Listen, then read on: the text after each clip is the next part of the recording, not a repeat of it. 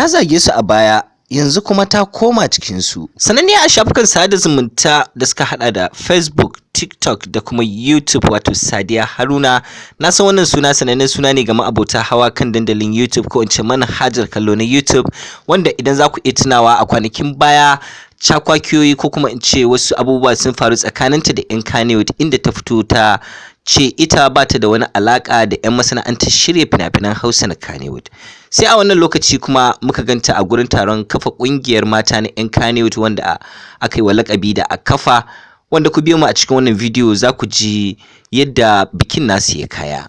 Idan wannan ne zuwanka karo na farko zuwa wannan tasha, to kar ka manta da danna subscribe da kuma alamar ƙararrawa domin samun bidiyoyin mu da zaran mun ɗora. Tashar Farfajiyar Gida tasha ce da ke kawo muku labarai kai tsaye daga masana'antar shirya fina-finan Hausa na Kannywood da kuma al'amura da ya shafi mawaƙan ƙasar Hausa. A kafa dai wata sabuwar ƙungiya ce da matar Kannywood suka haɗu suka kafa domin ci gaban su da kuma bibiyar al'amuran su baki ɗaya.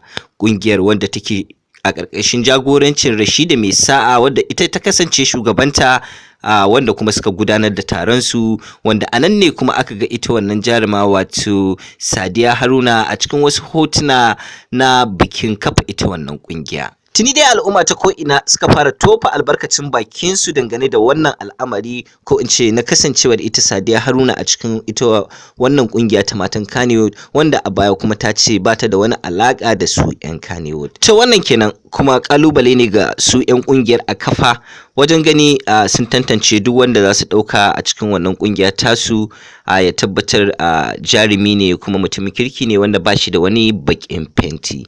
Kuma da haka muka zo ƙarshen wannan bidiyo. Kar ku manta da danna subscribe da kuma alamar ƙararrawa domin samun bidiyoyinmu da zaran mun sake.